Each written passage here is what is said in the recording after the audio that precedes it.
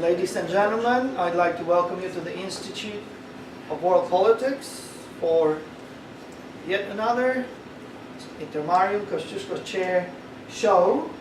This is our semi-annual spring symposium. I see you're gluttons for punishment because the weather is fantastic, and I thank you very much for having chosen to share some stories with us. We have a full plate. Professor Elizabeth Radziszewski is most likely stuck in traffic.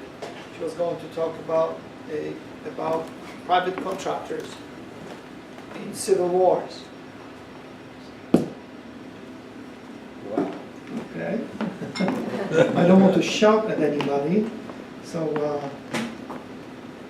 we also have Dr. Mushinsky who will enlighten us about a very controversial player. I think that's the best word for him, Bolesław Piasecki, a nationalist radical leader. And then Mr. Szpindor-Watson has been kind enough to prepare a gargantuan, just fantastically well researched and broad presentation on expulsions and persecutions of Jews in Poland, Lithuania, weather and war from 1300 to 1795.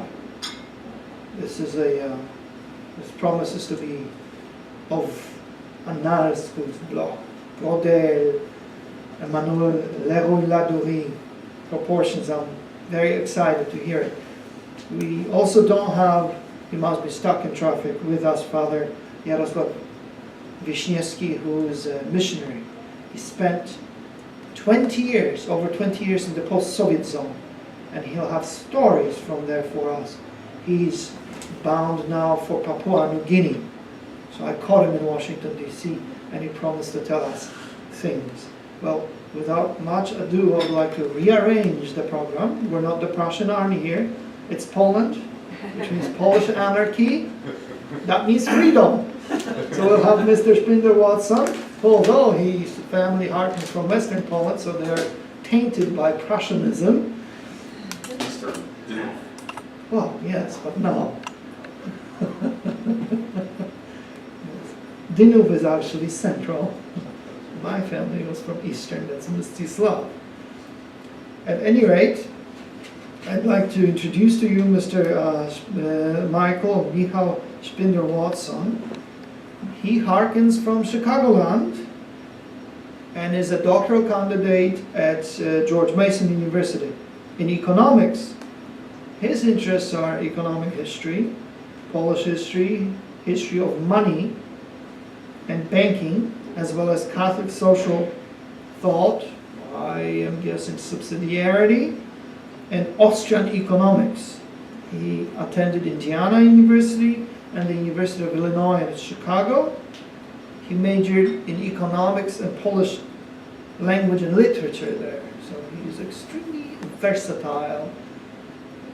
He knows mathematics. That is very scary. My mother is a mathematician, so I'm in awe.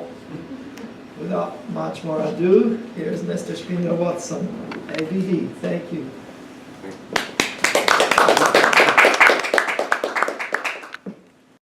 I'm not an ABD, I'm still yet to get there, but thank you. We'll continue on to the next slide. So what got me into being interested in expulsions and persecutions in Poland? Well, my first year, last year, at George Mason, I worked with Professor Koyama. Professor Koyama was doing a project on expulsions and persecutions throughout Europe from 1100 to 1800. And they wanted to see if negative income shocks, that is when people are poor because of some type of exogenous shock, something that is not controlled by the interior, something that comes out of the economy that is unexpected, affects the incomes of people, which creates a new situation.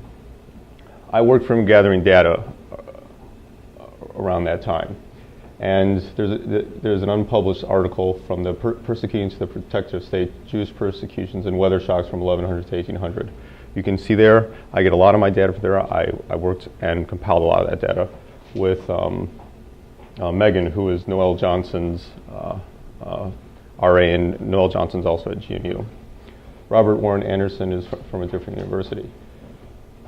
When we compiled this data, it was quite, you could tell quite quickly that Poland-Lithuania was a different animal. It did not look like the rest of Western Europe during this period. And we'll continue. Next slide. So the broad, the research, the research project is: do negative income shocks have a relationship with the persecution of minorities? The broader project that Koyama and his associates are interested in is state capacity. The predatory versus the protective state, the rule of law, collection of taxes, the centralization of power. One thing that a lot of people interested in state capacity notice is that in the 1700s and 1800s, state capacity grows, and the persecution of minorities decrease. However, state capacity can have can have another story. The 20th century, state capacity explodes, and you have people such as Stalin and Hitler, and the Holocaust, and the famines of the Soviet Union, and all the other massacres that take place. So there's two stories going on here, but before 1700, the state is rather weak. The Middle Ages, it's very decentralized, and so there's a lot of variation in the rule of law. And what you see is that there is a lot of persecution of minorities and expulsions. Next slide. So his results from that paper is that, quote, we find that negative supply shocks often constituted a trigger that led to expropriations and expulsions in societies that were permeated with anti-Semitism. A negative supply shock, the negative supply shock they look at that paper is bad weather, specifically lower temperatures.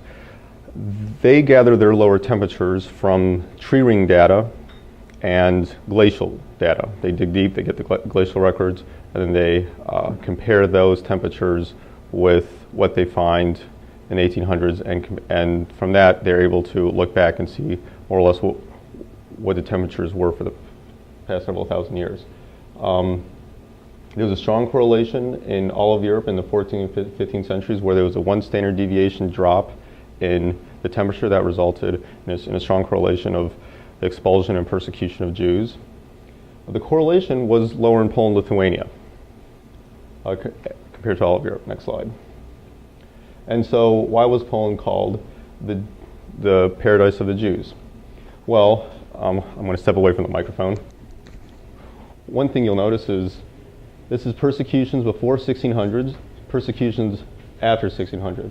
Let's look before 1600. It's 52. Let's look at Germany. It's 400. France, 247. England, 57. Italy, 110. Switzerland, small country, 28. And now let's look at how many city years before 1600. The city years is pretty much all the years from 1100 to 1600 multiplied by the cities with Jewish populations. Often we didn't know when the Jews entered a town. We had some data that they were here then, but we didn't know when they entered. When we knew when they entered, we included all that data. If we didn't know, we took the first point of evidence when they're there, and we said 50 years back. And that's what they use, and that's also what I use. And so you'll see Poland has 16,000 city years. Germany has 41,000. France has 25,000. Switzerland has 23,000. Spain has 36,000. What happens after? And you see the change. Poland's the only one that grows. Everyone else goes down. The Jews have immigrated to Poland, and one of the reasons is that that I would argue is that the persecutions is much lower in Poland than the rest of Europe. And also, I'm going to mention this a little later, but the type of persecution was different. In Europe, they expelled the population. In Poland, they didn't expel, so the population stayed, which allowed. If the population isn't there, you can't persecute them. If they're there, you can persecute them, and so you have more persecutions in Poland relatively to expulsions. Next slide. So this is a map of the Commonwealth of Poland, This is early 1600s. Just keep this in your mind when we go to the next couple slides. Next. So this map got me really excited. The big dots, the little dots are the black little dots are expulsions. The big black dots are multiple expulsions. The gray triangles are where no expulsions took place. And as you can see, in the east, there are less expulsions. Koyama, I get this from Koyama's paper. We do not look at Eastern Christendom, so the Ottoman Empire or Muslim countries, so the Ottoman Empire isn't there, Romania isn't there, Moldavia, Russia. However, this little point right here is included. And even here you can notice that Poland, which is up here, Poland, Ukraine, Lithuania, there's a strict boundary where Jews wanted to be within the Polish-Lithuanian border. If you know your geography, you may notice that about here is the Polish-Lithuanian Commonwealth border. Go to the next slide. Okay, so this is a close-up. My girlfriend and I spent hours drawing that little line right there to mimic that little border, so thanks to my girlfriend Ola. But as you can see, there is quite a strict difference. Next slide. Now this is a little bit different map. It has the expulsions on there, but it also has persecutions. Blood libels, pogroms, riots, things like that. And though Poland does, there are more black dots, it's still, when you compare the amount of gray, that is where no expulsions or persecutions took place, versus Western Europe, there's a significant difference. Next slide. Okay, so before I jump into my statistics and my regressions, let's cover some of the differences between Poland, Lithuania, and the West.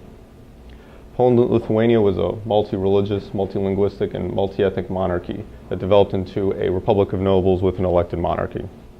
The king took the Jews under his personal protection, and many Jews became useful to the King of Poland as mentors, financiers, managers of royal properties.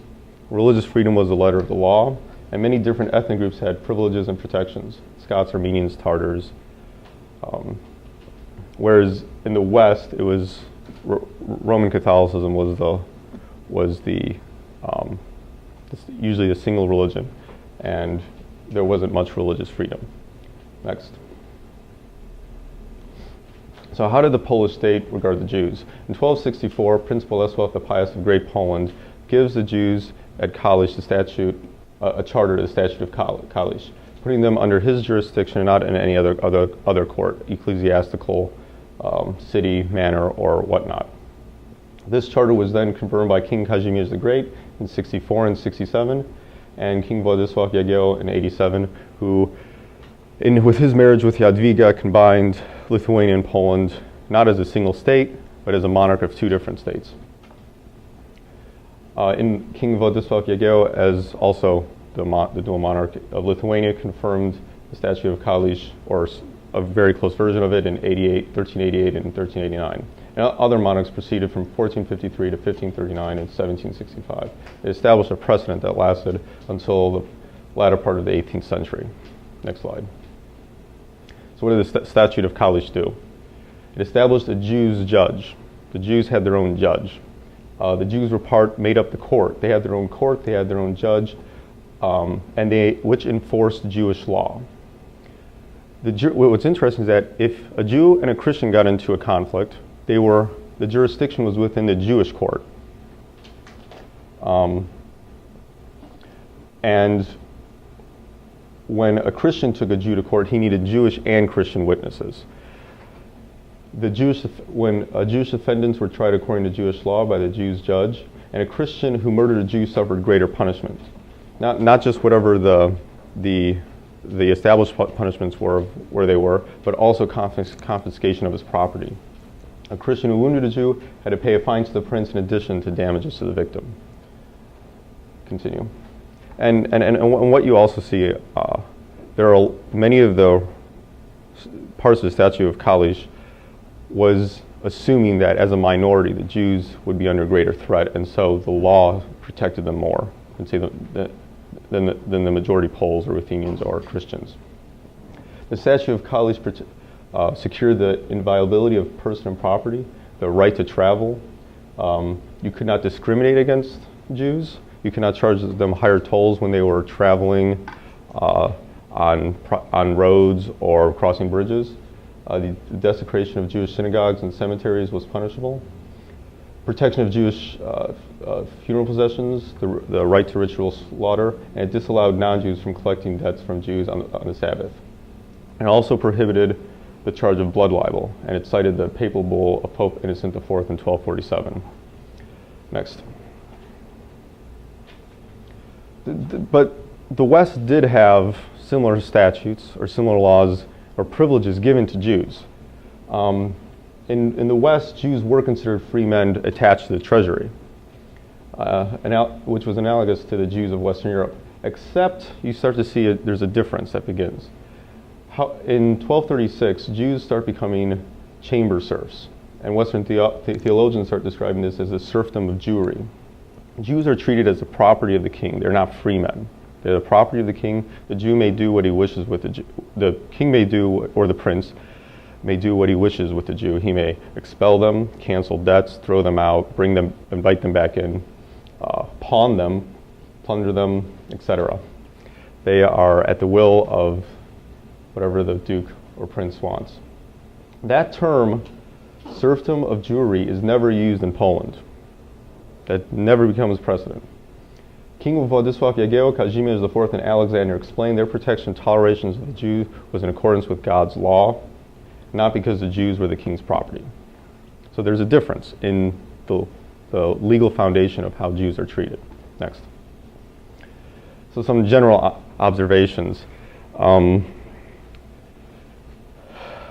The official status of the Jews were like that of knights and Schlachten or burghers, something among there, as freemen.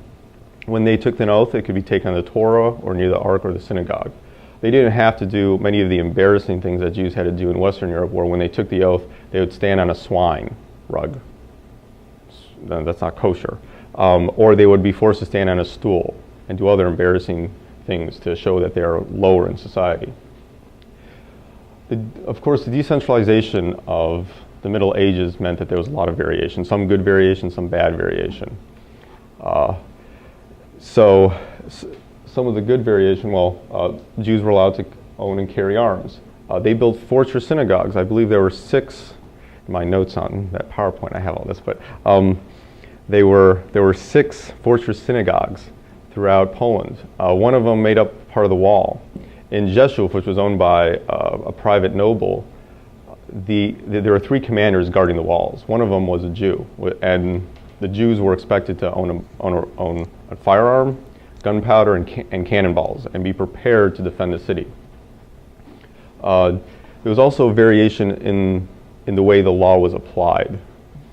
So the king and the Sejm made it so that certain percentages, like a percentage rate on certain loans, could not be charged above this certain percentage rate.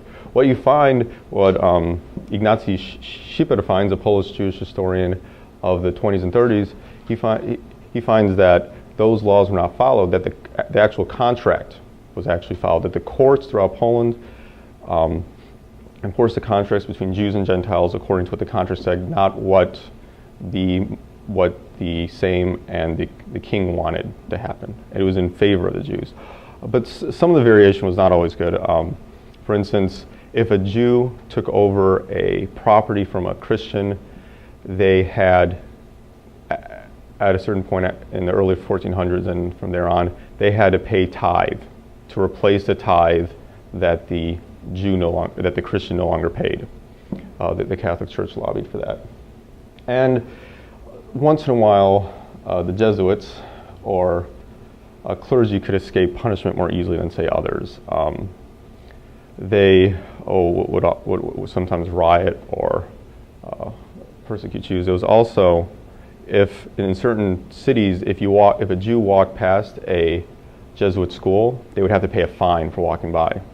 Or in order to get the the students or the clergy to stop going after them, they would have to pay a yearly donation to that school to stop that. There was also, the king as the supreme judge could grant non tolerandis judeis to some towns. Many of these towns actually didn't have a Jewish population beforehand. And there was this, there's one example where a bunch of Christian monks established this new city, and they invite other Christian monasteries to come there, and they build a city, and they wanted to establish pretty much a monastic Christian city, and so they got this privilege. Other cities, after rioting and other persecutions, the king finally gave them a charter to expel the Jews. And often what happens is the Jews don't leave and go to the next town. They actually just get outside the city walls and live in the suburbs, which angers the German burghers, or when later the Polonized German burghers, because what they're trying to do is get rid of their competition. It's kind of like a union and a non-union story. The Jews are non-union. The burghers or the city dwellers are union, and these unions have political power and able to coerce non-union people out of their city. Next slide. The church, though the hierarchy of the church never condoned violence against Jews, it did want the separation of Jews and Christians. They didn't want, in their synods, they didn't want Jews and Christians doing business with one another. They didn't want Jews and Christians going to the bathhouse together. They didn't want them working with each other. They didn't want a Christian to work for a Jew or for a Jew to work for a Christian. They really wanted to prevent this. However, it was largely unsuccessful. One of the reasons was that much of it was against the law of the land, against the statute of college. So it was completely ignored. And also, according to Szpindor and Weinrib and Polanski,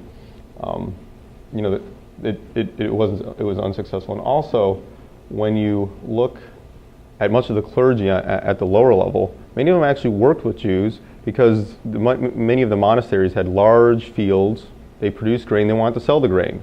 While the Jews were experts, they found a niche where they could become the traders of Eastern Europe and Poland-Lithuanian. So they developed ties with many of those clergy members. Also, the Jews had an incredible relationship with the king, especially when the king had the capital in Kraków. Many of the Jews were on the court. They worked for the king. They managed his properties, and often they used their wealth to protect themselves, whether through bribes or through fines or other ways to protect themselves. Next. The Council of Four Lands, another thing about the Statute of College is it creates an autonomous state within a state for the Jews. The Jews have the exclusive right to self-rule. They collect their own taxes and then they pay taxes to the monarch. It was a judicial, political, religious, and charitable institution. It had safety nets, and it's interesting when you look at how the Jews, actually throughout all history, they're always helping out each other.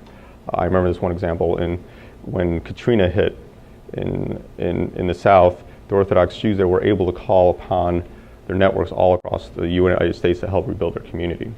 And back then, whether it was the Chmielnicki Revolution that resulted in the massive amount of refugees going into Western Poland, or if it was just a small disaster, the Jewish community would come to the aid of each other.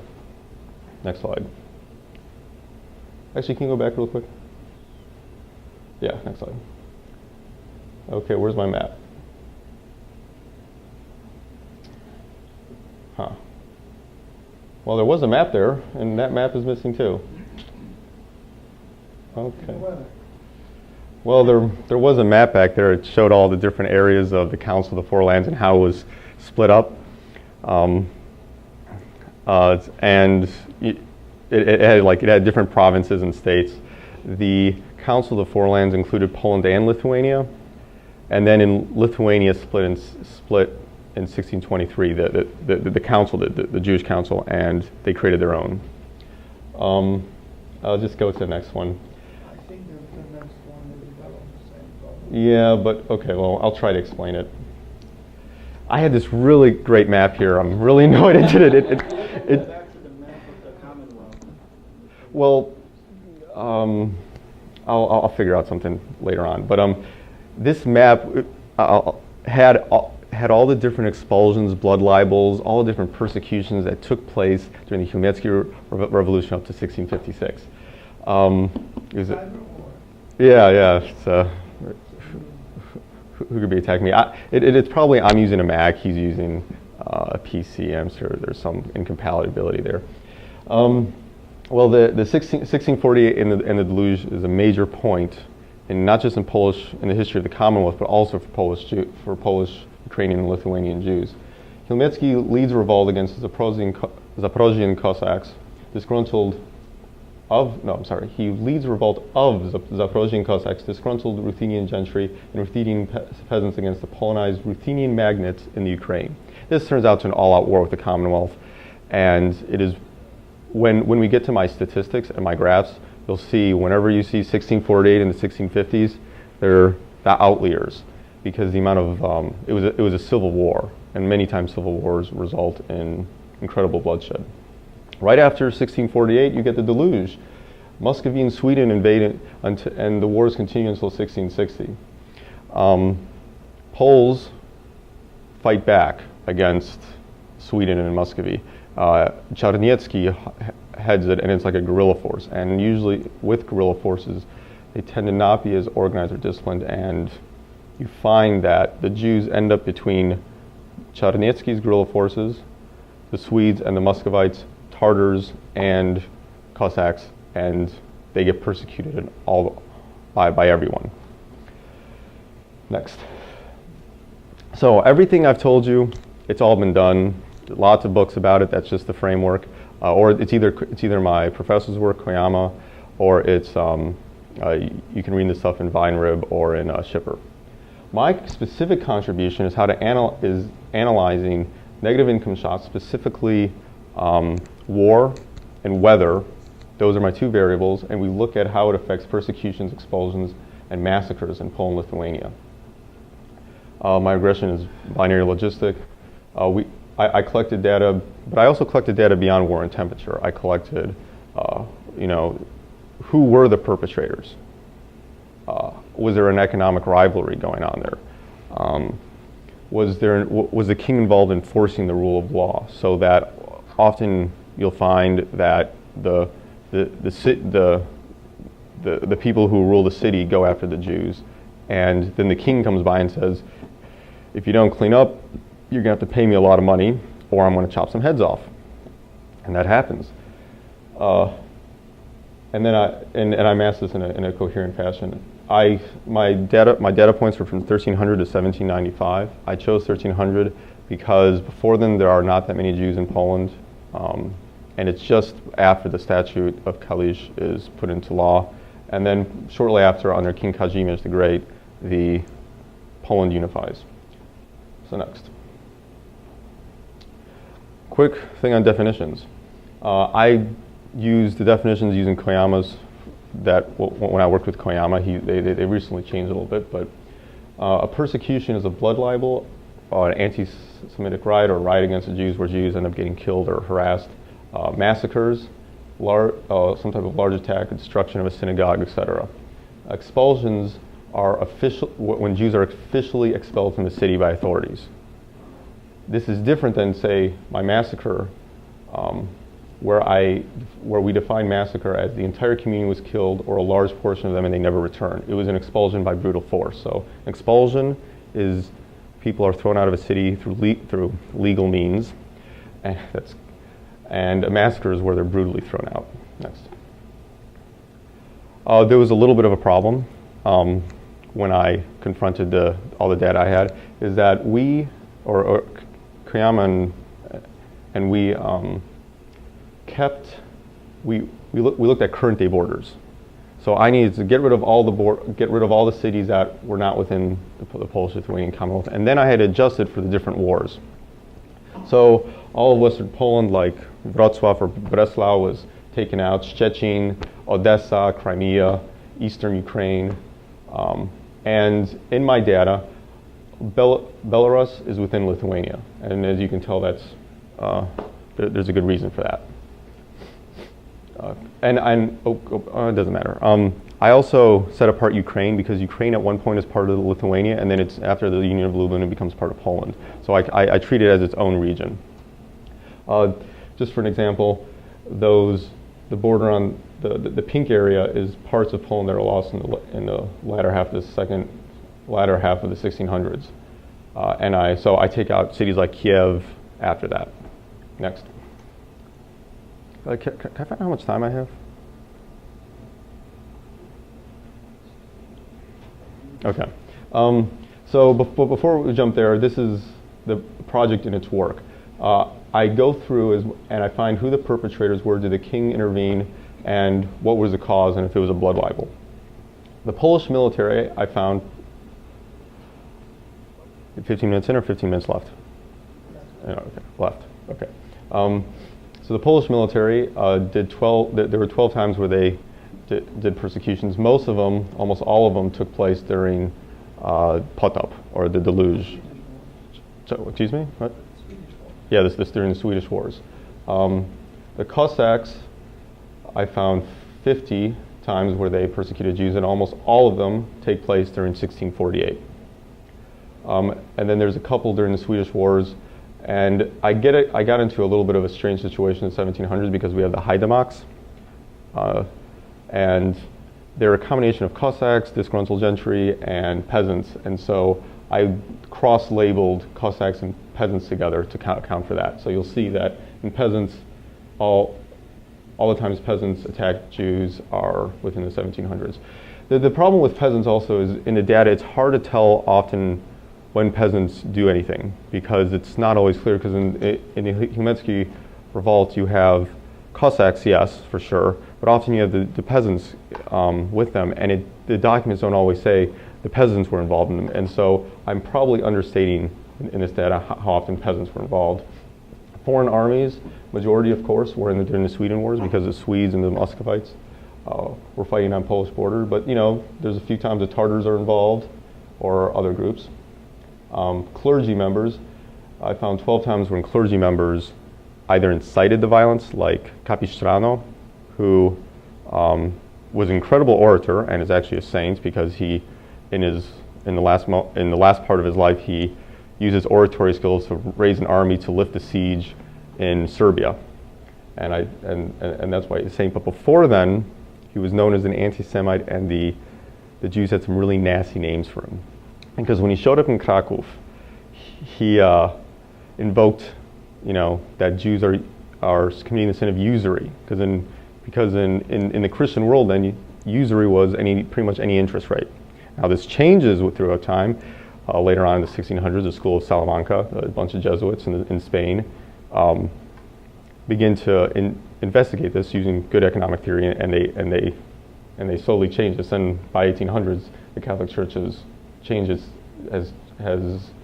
a better understanding of economics, and a lot of the charges of usury and money lending come from the economic fallacy that the world is a zero-sum game, and that the economy doesn't grow, and that interest rates suck, or is an unproductive way to make income. Or today we see interest rates as simply the time of money over time, the price of money over time. Nope, don't go. Back.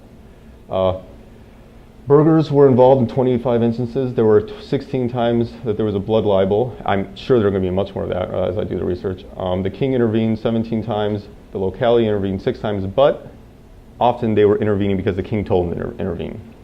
And I found 34 reasons where there was an economic reason given, whether it's economic competition or usury. Next. Okay, time for the graphs.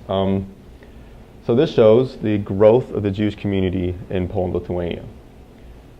It starts out, these growth of settlements with Jewish communities. I'm not looking at the population numbers, I'm looking at how many settlements in Poland have a Jewish community. When I say a Jewish community, I mean, that we can find, and also, if there's one Jewish person in a town, that's not going to be in documents, that's not going to be recorded. It's, is there a synagogue, is there a kahal, which is part of the council, etc. Next. And then the orange is the change per 50 years. So how much did it grow or slow? And do you notice right here?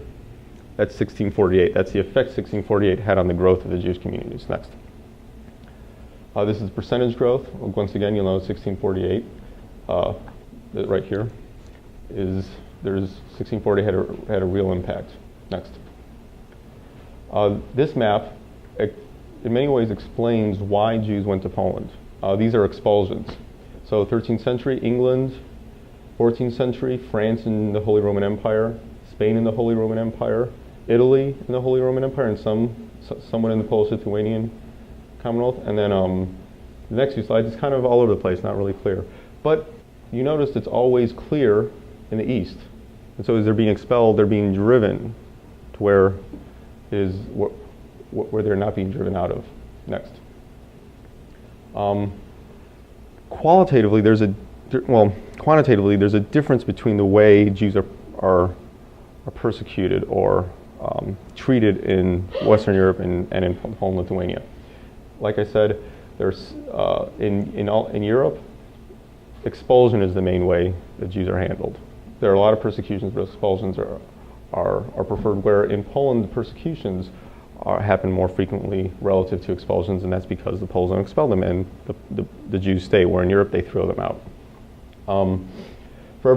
So in Europe, for every one persecution, there is 1.3 expulsions, and in Poland, Lithuania, for every one persecution, there's 0.3 expulsions. Next. How many? But I'm talking about. In many ways, this part of the lecture is talking about how the rule of law wasn't followed. But we must remember that in 60%, almost 60% of 6 out of 10 settlements in Poland, the Jewish communities never experienced any persecution or any type of expulsion. 42 or 43% experienced it. 14% experienced expulsions, 25% experienced persecutions, and 5% experienced massacres. Next. This is breaking up according to country and according to what type of event. In Poland, you have the most expulsions, or the most incidents. In Ukraine, second, and Lithuania, third. And remember, Lithuania includes Belarus. Next. So this is the growth of settlements in Poland, Lithuania, and Ukraine. Lithuania is red, Poland is orange, Ukraine is green. And what you see is that Poland has the largest amount of Jewish settlements compared to the other three. Poland had 110% more communities than Ukraine and Lithuania together. There were 40% more incidents in Poland than Ukraine and Lithuania. And when you think about there are more settlements or more occasions for those type of incidents to occur. Next. How many more settlements in Poland? The red is the percent, the orange is the numeric. So during the entire period, Poland had somewhere between 7 and 25 more settlements than Ukraine and Lithuania, or 10% and 350% more settlements. Okay, next slide. So these are 4 different graphs looking at all the incidents per country. Once again, colors are red for Lithuania, orange for Poland, green for Ukraine. Those are expulsions, persecutions, and massacres. Now, what do you notice right here? Right? At 1648, all the massacres. But what do you also notice? 1648 and 1650, these 2 dates. Look over here and then look over here. That's the outlier in the data. I need to account for that when I do my regression, right? Next. It's always, whenever you do statistics, you should always look at the distribution. If you just do the stats without looking at the distribution, you don't know what you're actually doing. And once again, right over here, this is from 1300 to 1795 split up by 50 years. 1600 to 1650, or to 1649, 1650 to 1700. Outliers again. So and then I bring it down to per decade during the 17th century. And what you find is that most of the decades are actually rather peaceful. And then you see 1648 and the deluge when the Swedes and Muscovites invade. Continue on. Go, yeah. Okay, so quick thing on my regressions. It was dichotomous data, so I'm using binary logistic. One set of regressions uses all the data from all the years that I have. And another set, I don't include 1648 to 1660. My variables are war and weather. I'd use some other variables, but they gave me nonsense. They told me nothing, and they didn't affect war and weather, the actual results I got, so I didn't include them. Later on, I want to talk about perhaps what other variables I can include later on in a different study. Next. Okay, so this is my dependent variable is the expulsions. We're seeing what war and weather, the effect it has on expulsions, the predictive power that war and weather have. Weather, well, first, all my results are statistically significant at the 99th percentile. So there's little variation in data and very likely that the results are useful. Negative weather shocks, a move of 1 standard deviation below the average temperature between April and September, because that's the growing season. I'm not looking at the winter season. Results in a greater chance of there being an expulsion by 2.5 times when I include all years, and 2.58 times when I look at when I exclude 1648 to 1660. That means negative weather shocks predicts an expulsion, that there's something important going on there. War, on the other hand, does not predict expulsions. In fact, if there's a war, it's less likely there's going to be an expulsion. Perhaps that's because expulsions are legal matters, and when there's a war, legalities are not so important. Okay, next slide. Persecution, all years persecutions, excluding 1648 to 1660. When I don't, and this is interesting, it's the importance that 1648 to 1660 have. The persecutions with all years shows that actually warmer weather leads to more persecutions, which didn't make sense to me. And when you look at war, war predicts persecutions. When you control for 1648 to 1660, what you find is that weather doesn't matter at all. Negative shocks do not matter to the persecution, which is similar to what Koyama and his associates found. They didn't have war in there, but they had weather and some other variables, and what they found was that in Poland, Lithuania, weather was not that important compared to Western Europe. And that's probably because the institutional framework of Poland toward Jews was different. They treated Jews in a much different way. War still has a positive correlation, but it's not as strong because the statistical significance is a little worse. Next. Okay. So, to repeat myself, lower temperatures for expulsions mean there's a greater chance of expulsion, even when we eliminate Chmielnicki's uprising and the deluge. This is what we would expect in an agricultural economy to some degree. Even in the 1800s, you'll find that when there's an agricultural shock, when there's a plague, a famine, something that goes on, you'll find a business cycle. Especially in the United States, when we had a pretty lousy monetary and banking arrangement, and so it was much worse. But back then, the agricultural sector was even more important. War has a strong negative correlation with expulsions, so more war, less chance of an expulsion. Because expulsions are defined as legal matters, when the supreme judge, the king, is at war, he doesn't perhaps have the same leeway to issue a non tolerandis Judaeus. Also, in wartime, violent measures are usually are many times preferred than to legal means. And then when you look at war and weather, they're qualitatively different. A war results in refugees, in disallocations of people, in burning of fields, all sorts of things, where weather usually just affects the agriculture. It's a very different type of shock. Next. And persecutions, lower temperatures predict less of a probability of a persecution until we control for 1648 to 1660. And war, even when we eliminate 1648 to 1660, increases the likelihood of persecution. I think this is my last slide. Next slide is my last slide. So, strong results for expulsions, but not very strong results for persecutions, which still is interesting. So, in many ways, those correlations are useful, or those predictions for expulsions are useful, but not for persecutions, which means that I need to include other factors perhaps later on, perhaps the size of the city, the ethnic religious makeup of the city, The location, different regions are experiencing different things in war or in weather.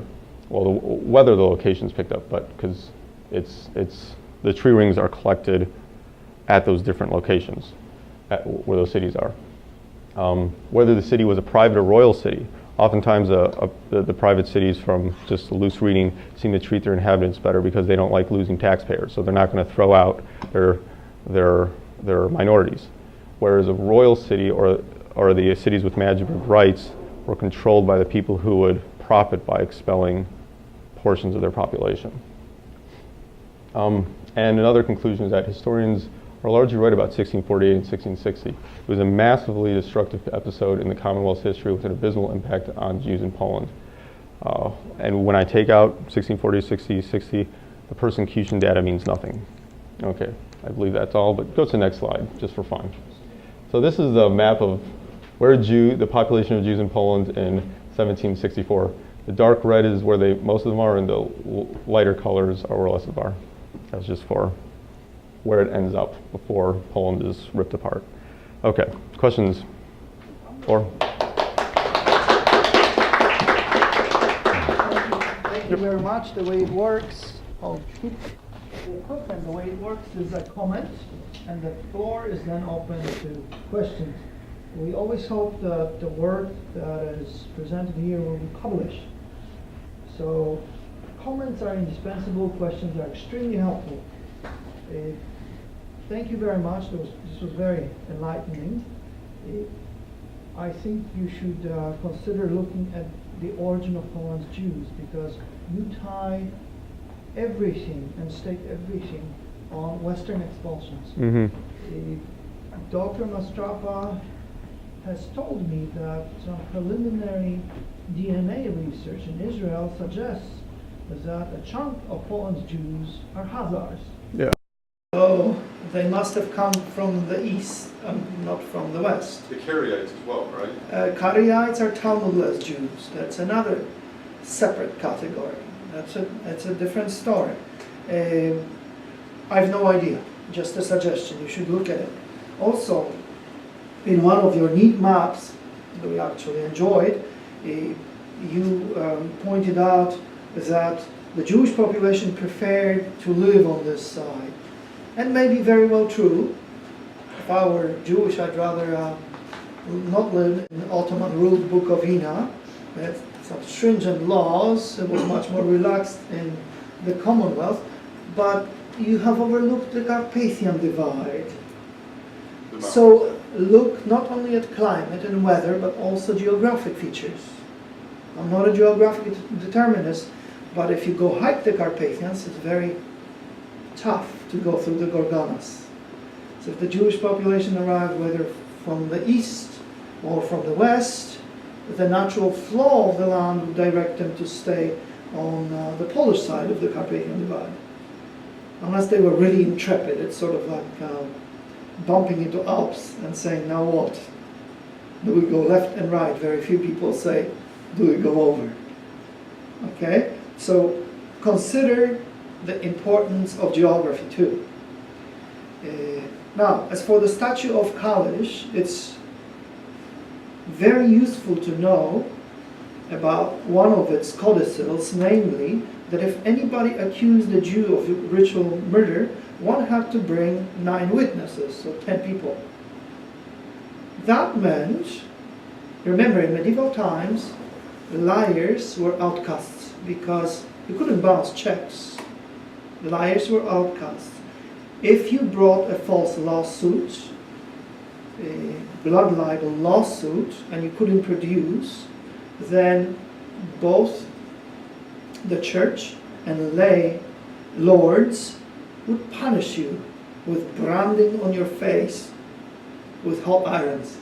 So everybody would know that you were a liar. That really limited those who wanted to persecute Jews or spread rumors against Jews. Because if you didn't produce 10 liars, the Jews were catching children and killing them. It's a device, you see, to limit persecution. I know it sounds cruel. Well, those were cool times, medieval. Things were yes, yes, no, no. And at least in medieval Poland, the Jewish population benefited from it. Also, you used a phrase that the Jewish people were state within state in the Polish-Lithuanian Commonwealth earlier in medieval Poland. This is mirror imaging the 20th and the 21st century and 19th century. There was no such thing. Everybody was a corporate entity. The Jews were not a state within state because it sort of makes them look hostile.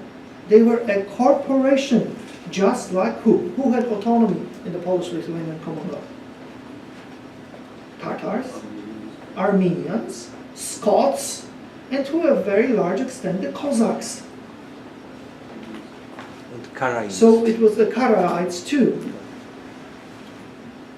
So this was a corporate arrangement. Remember, we're talking, the medieval origin meant corporations. That's what it was.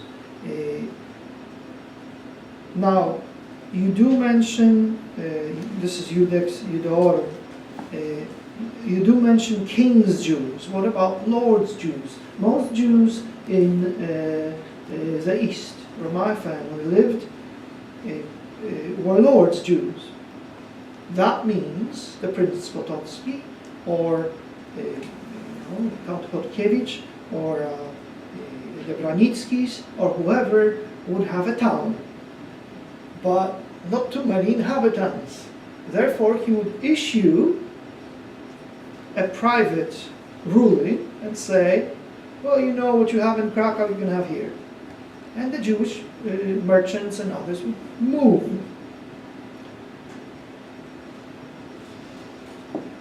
Since we are talking about legal arrangements, please note that legal arrangements in Poland were really theological. They reflected Christianity. The foundation of the fair treatment of the Jews or anybody else is embodied in Christian conviction that we're all children of God. We're all children of God. Western Europeans tend to forget about that. The Poles were retrograde as they are now. As far as riots are concerned, I've looked at some of it, but randomly. I'm not saying Lord Barron, the greatest Jewish historian ever, so I don't concentrate on things like this too much. But you always have to keep in mind the context. He did. Usually, Christian Polish historians or Jewish historians concentrate on their own and limit their interest in the interaction to a large extent. So you will have to synthesize things, not only analyze them. And it will be very hard because there is very little historical tradition on it. For instance, do you know why fortress synagogues were permitted?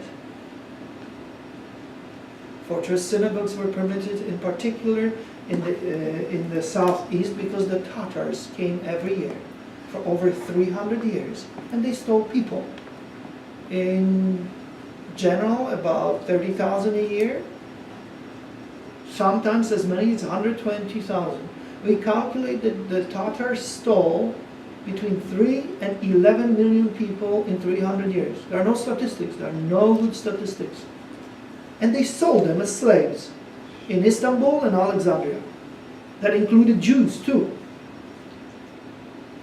In Constantinople, I'm so sorry. And Alexandria. Now, I also looked at riots. You said Jesuits and monks. Definitely there was some lower clergy involved in that. Inciting, very few participating, but the main culprits in anti-Jewish riots were students, including seminary students. Okay.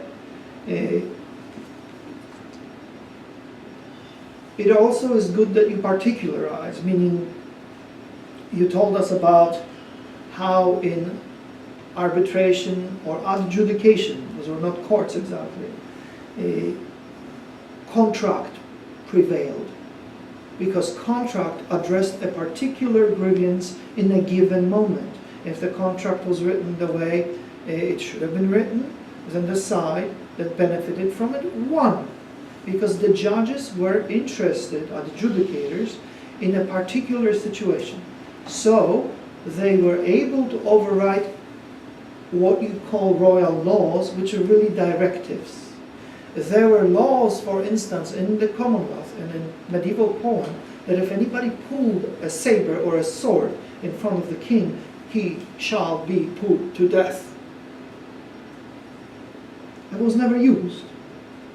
And Western visitors would say, for goodness sake, he pulled a saber in front of the king, and the king would respond, oh yes, but my Swiss guards hit him with the butt of the halberd in his mouth, so he got mad. It was obvious that, and the same thing, the courts would say, it's obvious that he didn't mean to kill the king. And the Englishman said, but you know, in England we would put him to death, not in Poland. It's a completely different legal tradition and completely different approach to solving legal problems. Now, the edicts non tolerandis iudendis were concerned with social engineering. They were issued not to persecute the Jews, but to encourage them to go somewhere else where there was an economic opportunity, but nobody wanted to go. Do you see? Yes, there was competition, and they'd rather stay in Krakow or Warsaw. I don't blame them. But they were needed in Polotsk or Smolensk. By the way, when we talk the east, remember, as the Muscovites moved west, they expelled Jews who fled into the Commonwealth. They were not permitted to stay in the Muscovite states. As far as the separation of Jews and Christians is concerned, you pointed out that the powers that be, the church in particular, they didn't want the populations to mingle for theological reasons.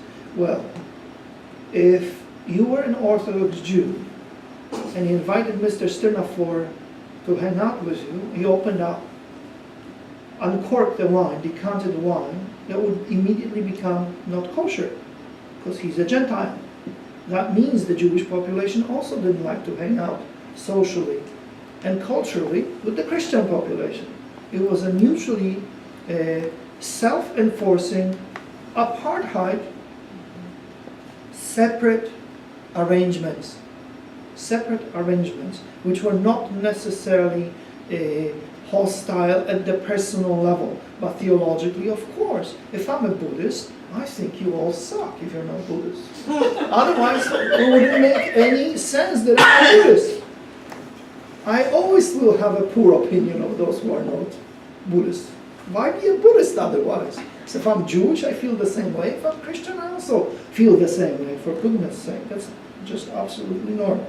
Now, as far as the Khmelnytsky rebellion, the bulk of the, I wouldn't call them troops, but not even the en masse. Servants. Well, no, not servants. The bulk of the armed forces, because there wasn't an army, were Czerni, or the black people. They also perpetrated the greatest atrocities. This is not to excuse the Cossacks. It's just to show the character of a rebellion. The slogan of the rebellion was kill Jesuits, Polish nobility, and Jews. If you read Jewish chronicles, the greatest hero of the Jews was Prince Yarema Wiśniewiecki. Why?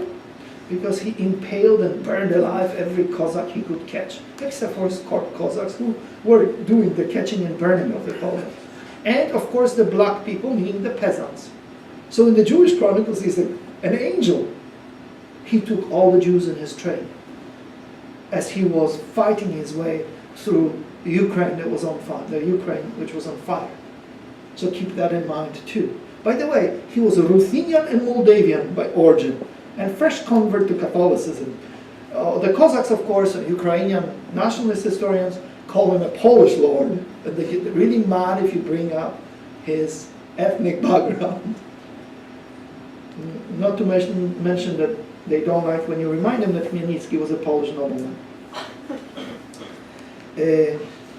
I am very happy that you have the geographic breakdown within the Commonwealth of persecution.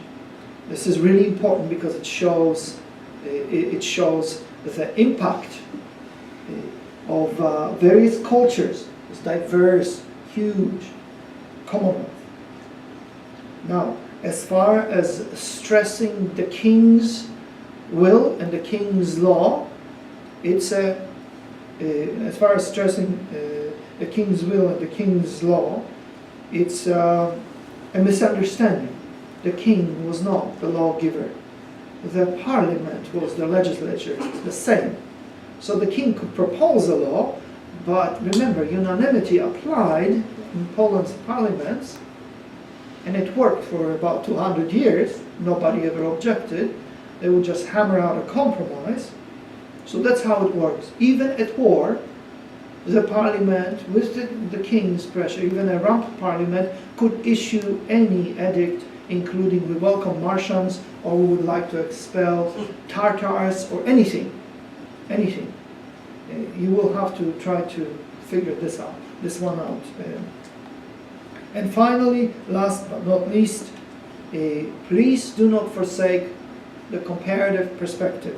When you talk about the Jewish suffering under say, the Chmielnicki rebellion or anything else, how much did all subjects of the Commonwealth suffer? What was the persecution concentrated solely on the Jewish people? Then it turns out everybody else dies too.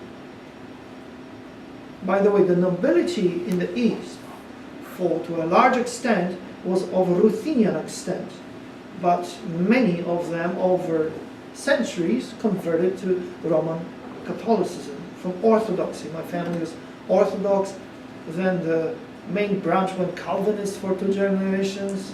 The Swedes invaded, was no longer patriotic to be Protestant. At any rate, so if you can address those issues, it would be fantastic. And now I'd like to invite you back and take questions or slam me. Thank you. When you were going through some of those things, I remember. Anyway, 5 minutes. Q&A. I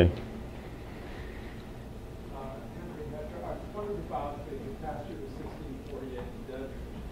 Is there any connection to that in the conclusion of the 30 Years' War, which is 1648? Did it occur after the conclusion of the 30 Years' War? The 30 years, they're completely separate.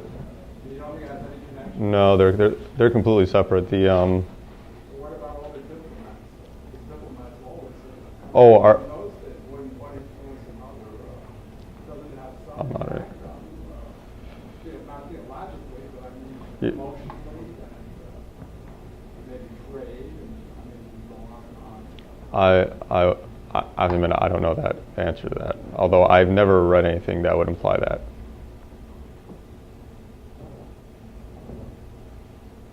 Q&A? No one Q&A. Okay. Thank you. Oh. On this map, Yeah. where is Courland? Is that in the white area? Oh, Courland. Yeah. That was not within the whole. This is how Poland became a colonial power because Duke Gotthard of Courland captured Barbados. Mm-hmm. That is sold in the Dutch or something, but for about 25 years Poland had a colony, which the parliament didn't know about because the Duke forgot to share. I have to get that piece away, sorry.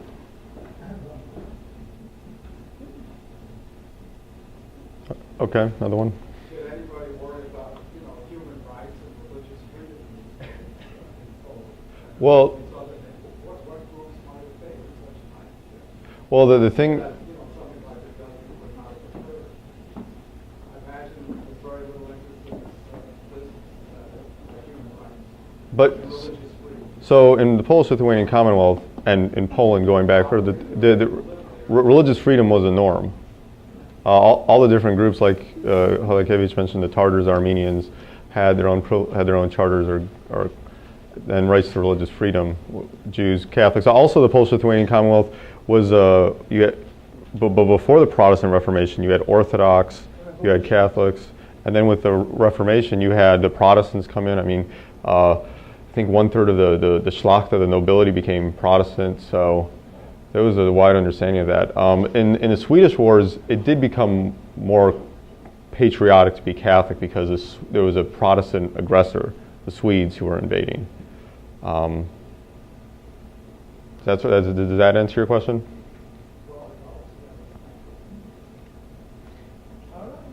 Great. Okay. Thank you very much. I think that